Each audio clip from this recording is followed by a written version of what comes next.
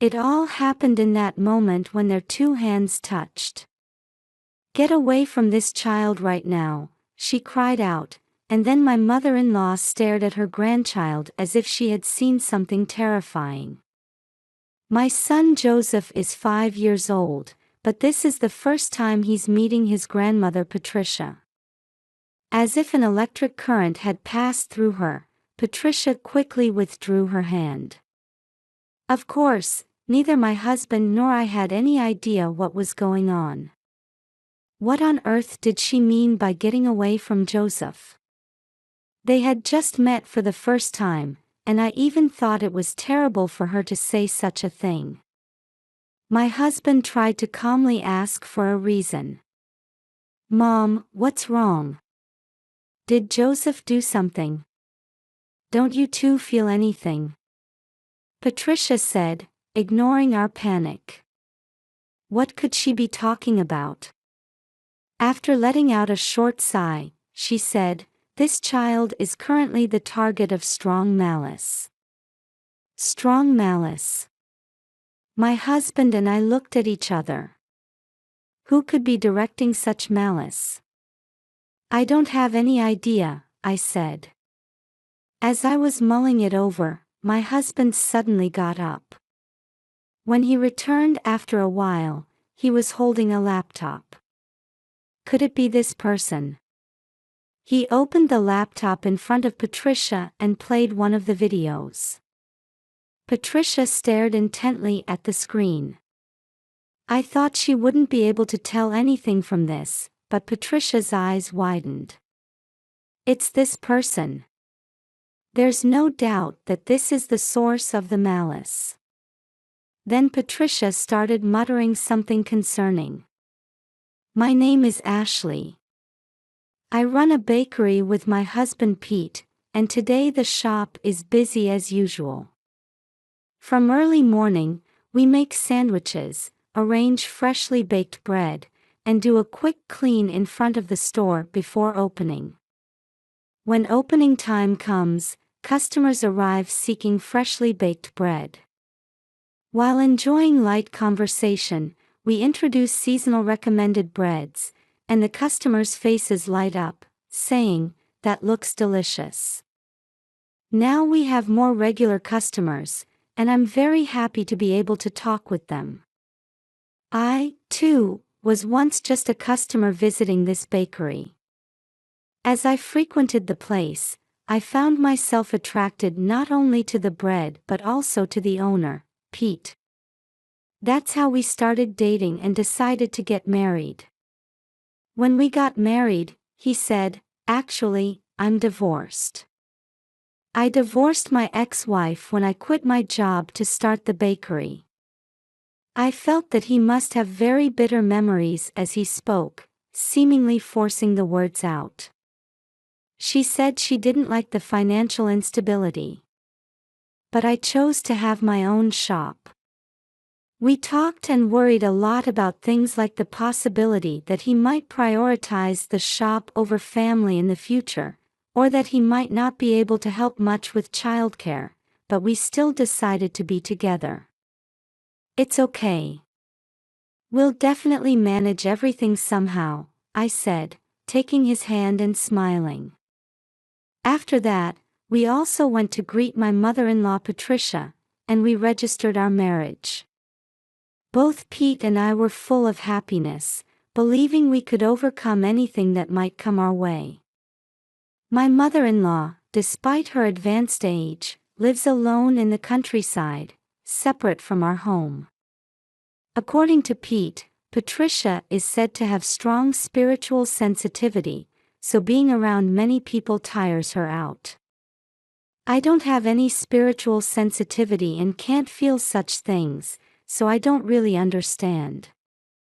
But according to Patricia, sometimes it's happier not to be able to sense these things. So, my mother-in-law has a desire to live in nature, and both my husband and I respect that opinion. Even if I'm not nearby, I'm always watching over you in my heart. That was Patricia's catchphrase. Though I found it a strange thing to say, somehow it made me feel reassured and dependable. My husband and I were blessed with a baby boy the year after we got married, and we named him Joseph. Watching our son grow day by day is the most joyous thing. Even the smallest daily changes make me want to take pictures of everything. There was a bit of loneliness as he gradually became more independent, but I suppose this is how he'll continue to grow up. By the time Joseph turned 5, he had become quite a talkative child. However, he occasionally says odd things. He would happily wave goodbye to people passing by, and then say things like this to people we met in the park: "Hey, someone's riding on you." This was to a person who always walks their dog in the park, but no one was riding on them. Also, while we were at the supermarket during checkout, he confused the cashier by asking, "Who are you piggybacking?" Joseph says these things with an innocent smile, which makes the other person look even more uncomfortable or puzzled. When I told my husband about this, he was very surprised. Maybe he's inherited mom's gift. Maybe we shouldn't let him talk like that too much in public.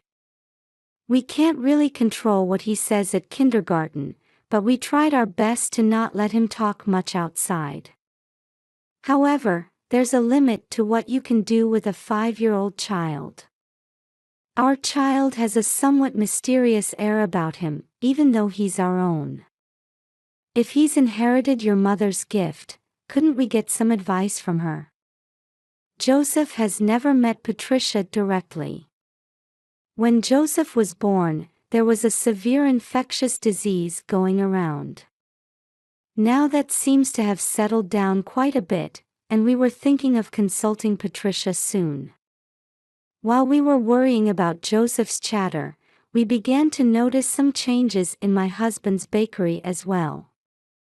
It wasn't that bread sales had improved or that it had become popular and interview requests were coming in. Sadly, defamatory posts began to appear on social media. There were bad reviews saying things like, "The bread is soggy," "The sandwiches smell bad," or "The owner's attitude is poor." This had Pete holding his head in his hands. "We always serve freshly baked bread, so why? And was my attitude really that bad?" He vented his frustrations while drinking a cold beer at night.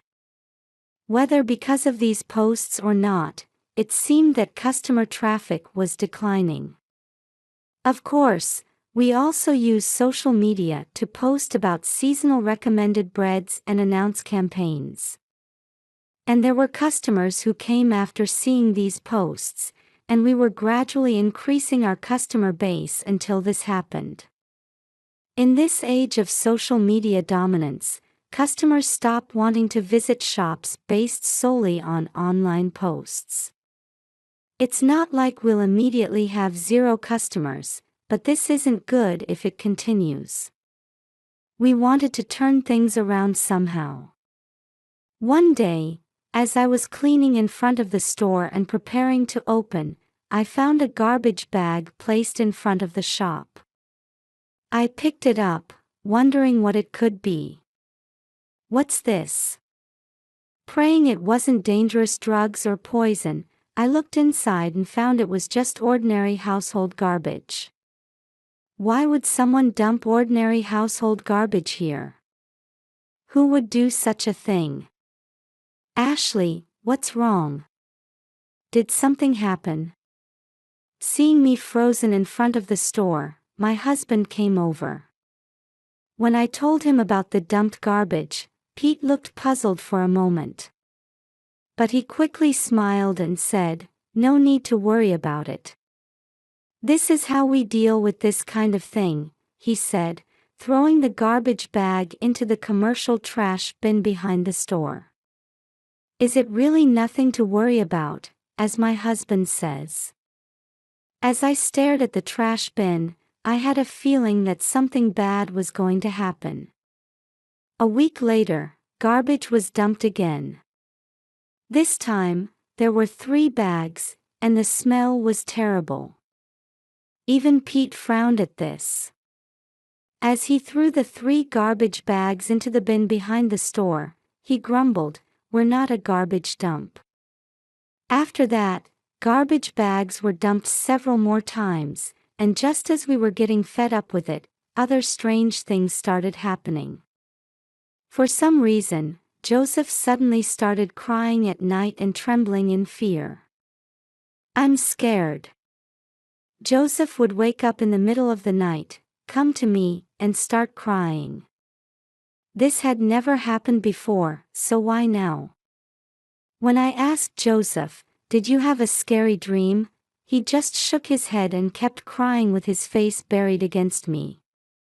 "Don't come here. Go away." Both Pete and I stayed with Joseph until he fell asleep.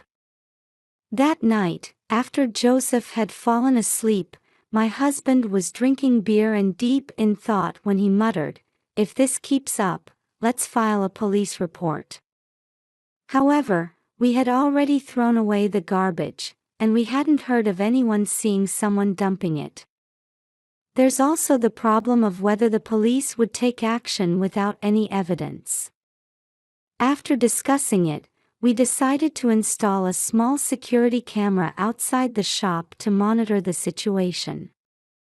By this time, perhaps due to the defamatory posts on social media, customers had become sparse. Sales weren't coming in, and my husband seemed discouraged. I wondered how I could encourage him when he was so down. The only consolation was that our regular customers still believed in us. Let's cherish the people who care about us more than those who attack us. Your bread is the best in the world. Right? Have confidence. I said, patting my husband on the shoulder. You're right. All right, shall we try some new menu items? As if his previous gloominess was a lie, Pete began to enthusiastically brainstorm bread ideas. His eyes were sparkling like a child engrossed in a craft project. I loved seeing that face of his. Back when we first met, he would talk on every date about, "It would be nice if there was bread like this, or bread like that." With a sense of nostalgia, multiple ideas scribbled on memos spread across our living room table. As if mocking our efforts, an incident occurred a week later. This time, graffiti had been painted on the walls of our store. There was an illustration of a character I'd seen somewhere before, and next to it was written, "Nasty bread," and other such things. The troubling part was that these were painted with actual paint and didn't look easy to remove. People passing by were surprised and seemed shocked.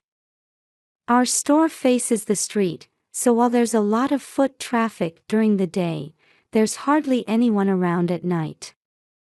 As a result, no one had seen the person who did this paint graffiti. Pete kept his mouth tightly shut, his face grim. He clenched his fists, frustration evident in his expression. I felt frustrated and helpless too. No matter how much they dislike my bread, there are things you should and shouldn't do. Although a figure was visible on the security camera, it was dark, and due to the camera angle, the face wasn't clearly visible. Pete decided to file a police report and have them investigate.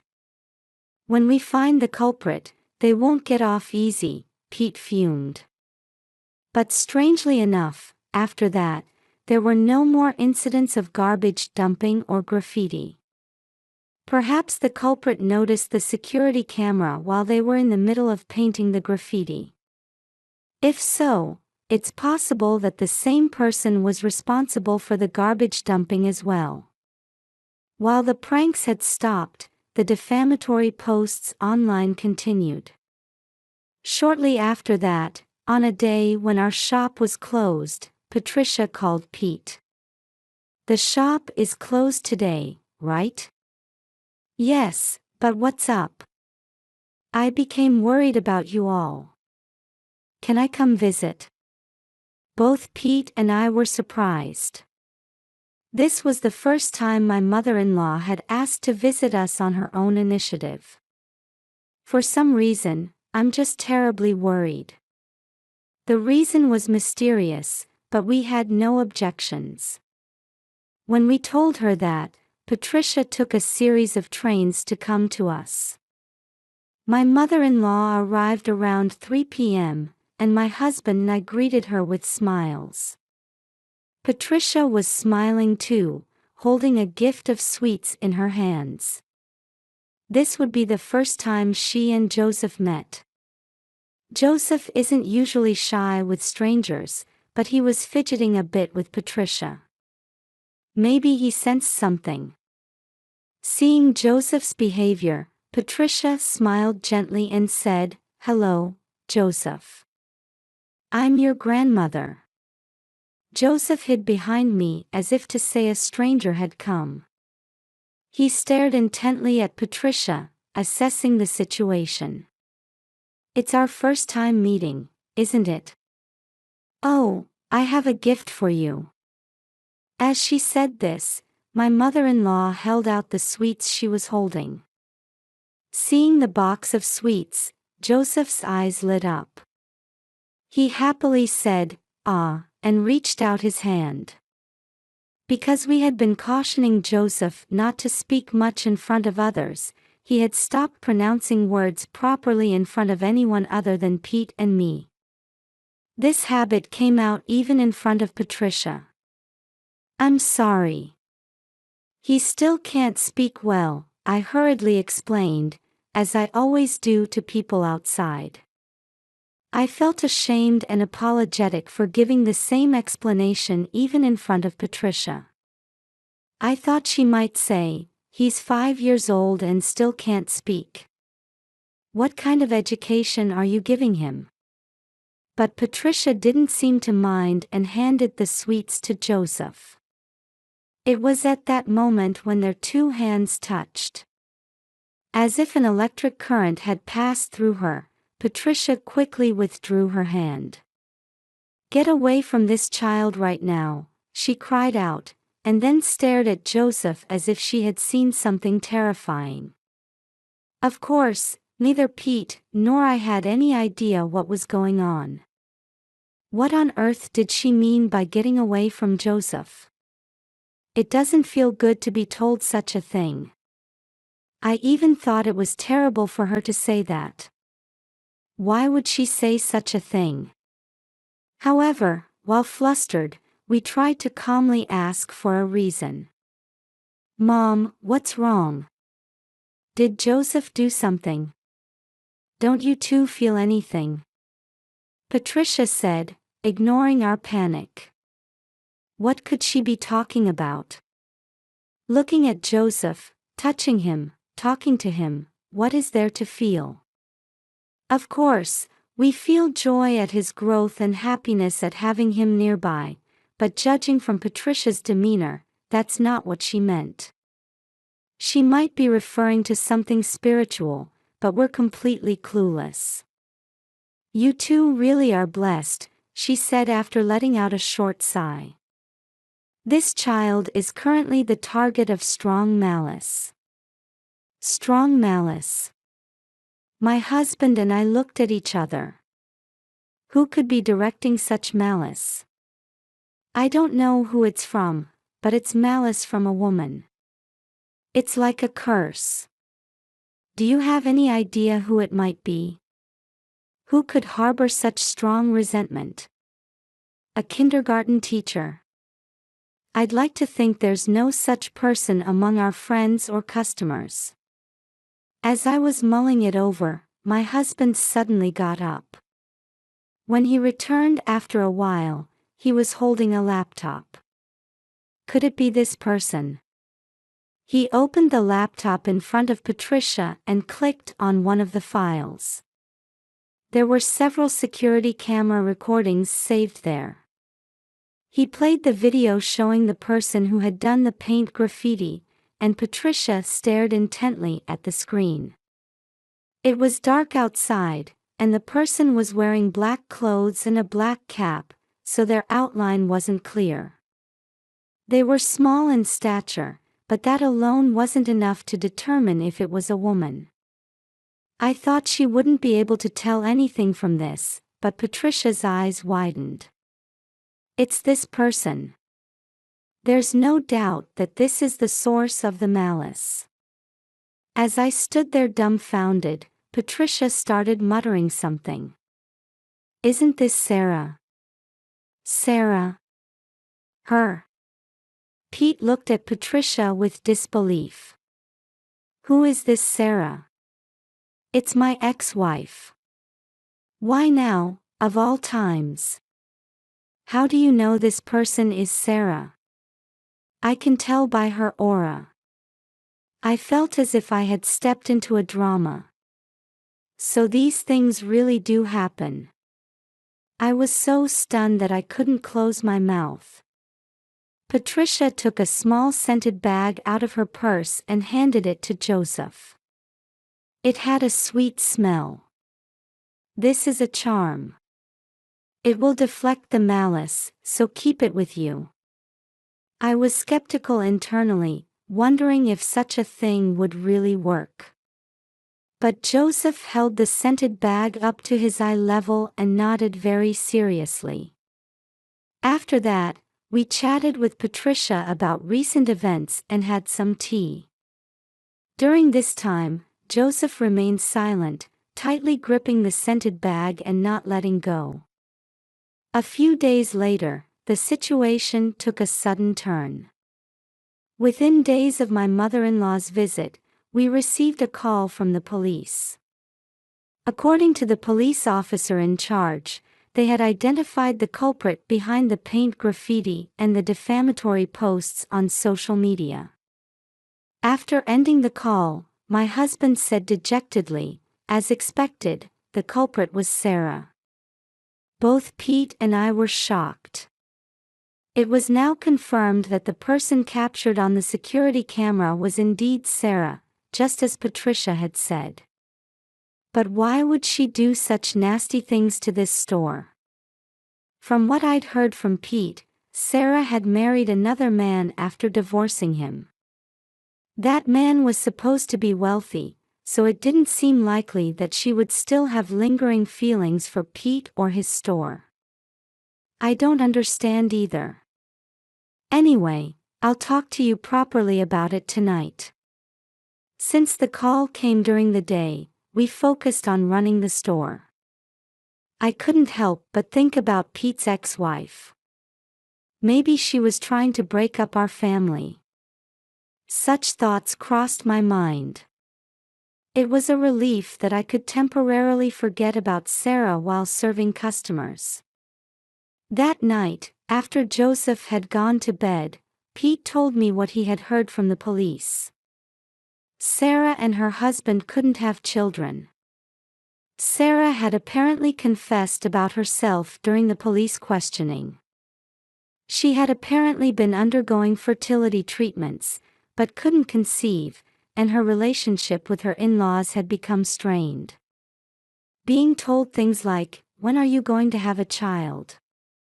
You're a useless wife," Sarah gradually lost her confidence. Being told such things must have been incredibly stressful for her. Around that time, Sarah apparently learned through the grapevine that Pete had gotten married. Pete guessed that a mutual friend must have told her. From that friend, Sarah must have also heard about our son. Unable to have a child herself and going through such a hard time, she couldn't understand why Pete was happy, and she unilaterally built up resentment that led to her actions. That's just plain jealousy. To think that for just that reason, she had been writing defamatory posts and vandalizing with paint graffiti. It's terrifying to think that someone could be so envious and hateful. At the same time, I felt a little sorry for her. Surely Sarah too wanted to have a child and live happily with her partner. It's not really anyone's fault. Whether or not one can conceive a child is, as they say, known only to God. I feel sorry for Sarah, but we've been inconvenienced too. The cost of removing the graffiti and the damage from the defamation are significant. My husband declared that he would properly claim compensation from her, just as he had said he would. I'm sure Joseph was scared too.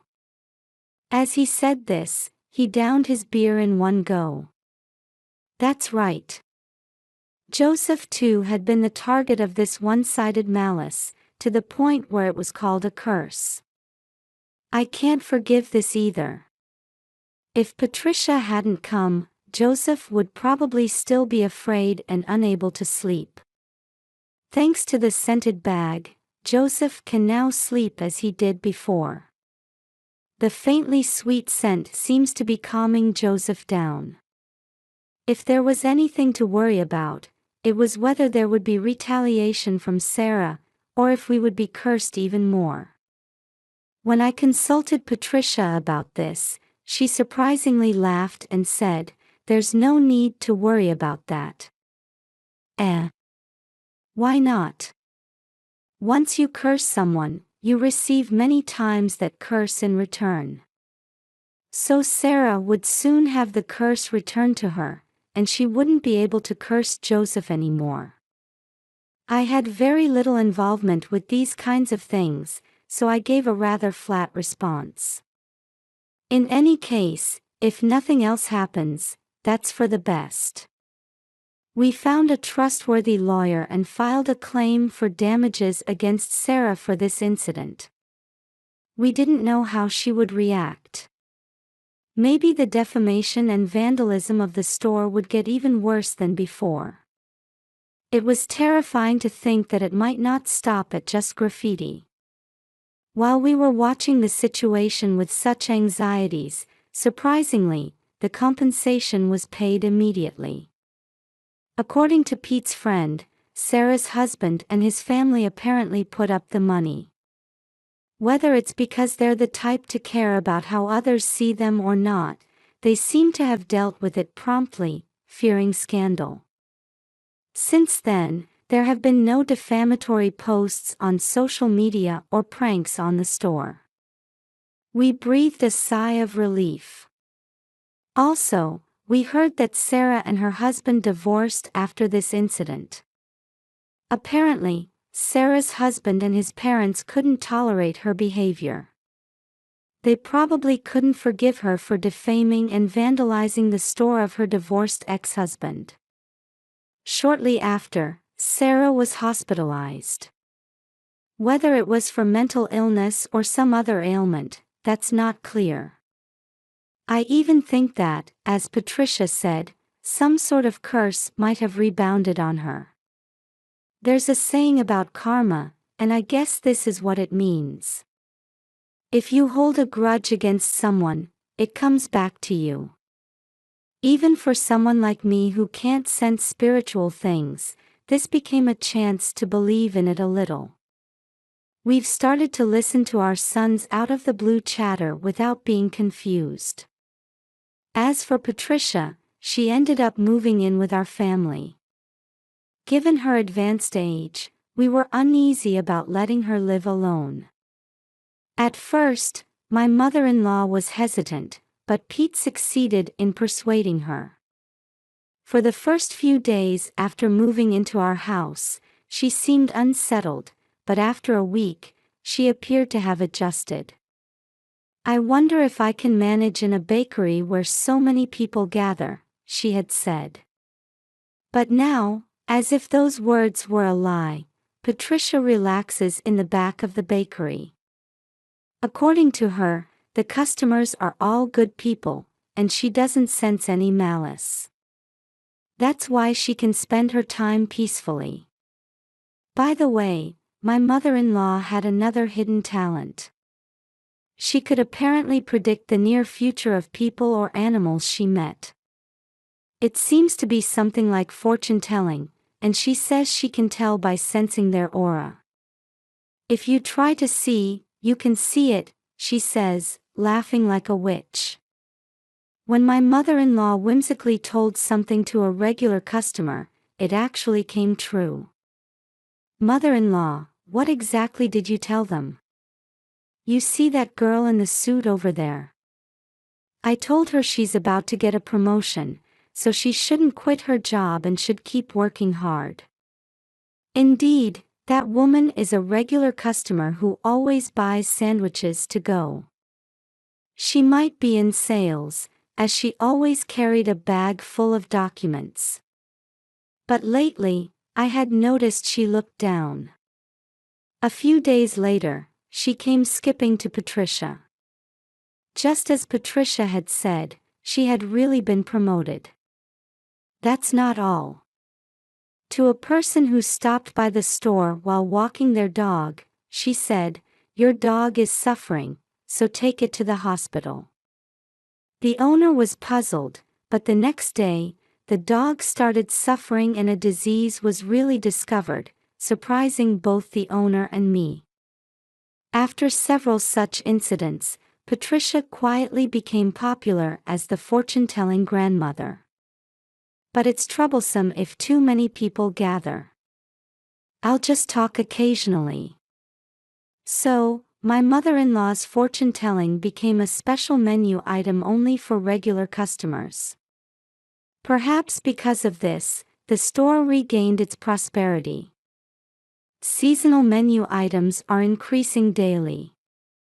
Pete is bringing to life the ideas he had been jotting down one after another. Meanwhile, Joseph has regained his energy and returned to being a talkative child. Having Patricia nearby and playing with him is probably a big factor. "Grandma, there's someone over there."